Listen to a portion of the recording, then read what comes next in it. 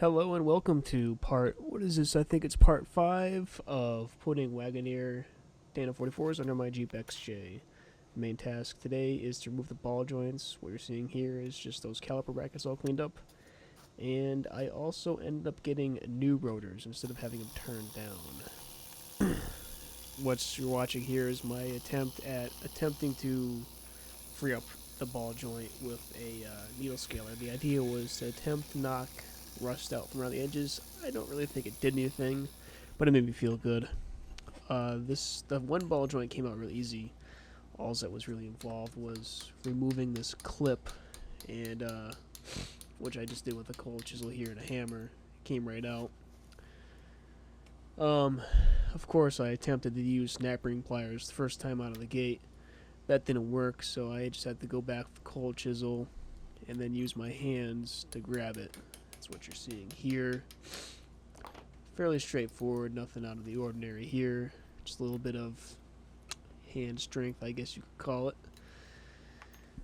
And of course, I went and grabbed the air hammer right off the bat. That just dove itself into the top of the ball joint. Didn't really get anywhere with that, obviously.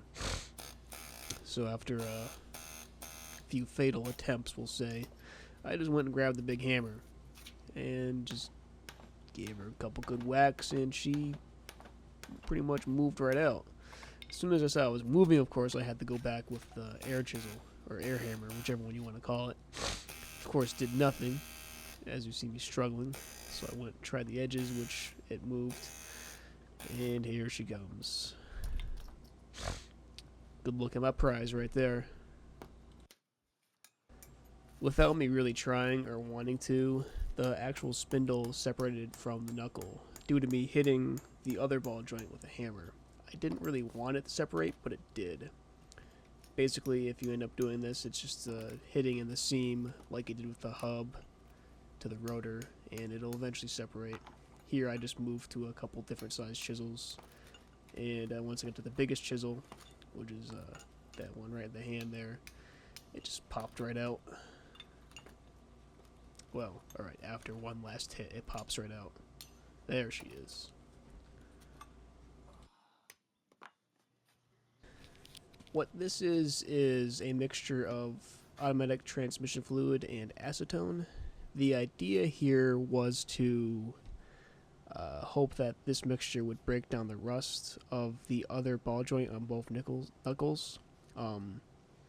They were well, what I thought was completely stuck in there. I could not get them out for the life of me, so I figured I'll try this mixture, see what happens.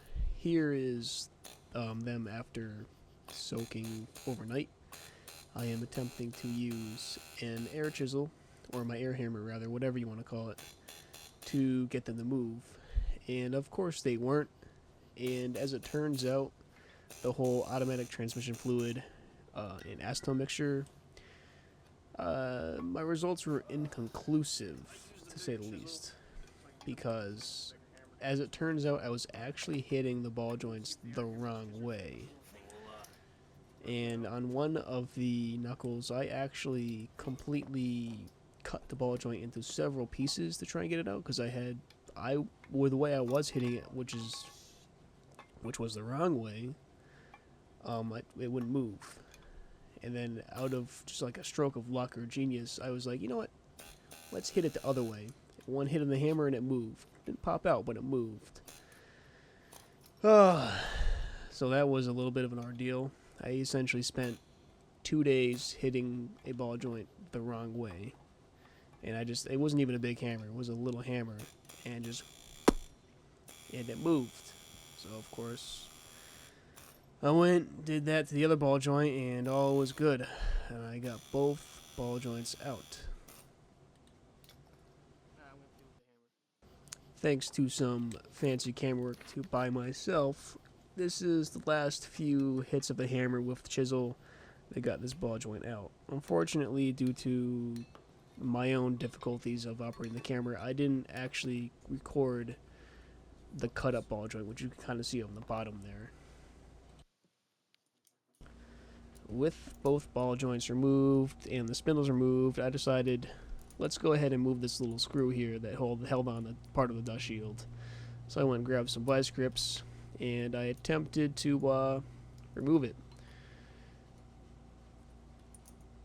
After I had properly adjusted said vice grips. Come on. You can do it. This is it. I guarantee it. This is it. Nope. Alright. Just a little bit more of adjustment and it'll be good. Come on, vice grips. You can do it.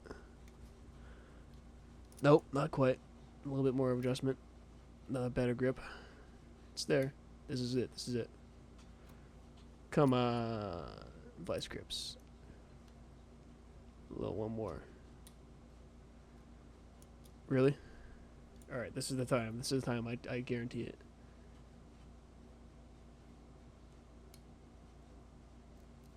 Who is this moron running these damn vice grips? What the hell? Alright, this has got to be the time. Not quite, I guess. Really? Alright.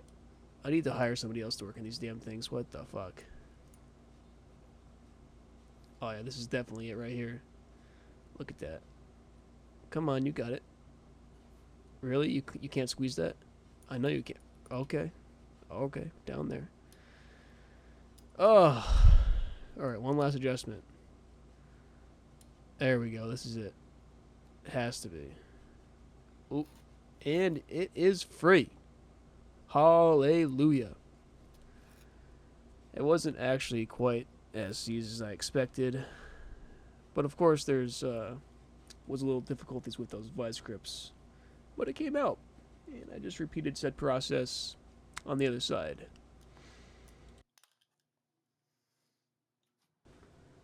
With those ball joints removed, the spindles, and those two little bolts, I went ahead and did off camera. I used the needle scaler to clean the knuckles and whatnot, and then I also did a coat of primer and a coat of paint, which you'll see in a later episode. That's it for part 5 of putting Wagoneer Dana 44s under a Jeep XJ. I hope to see you back soon.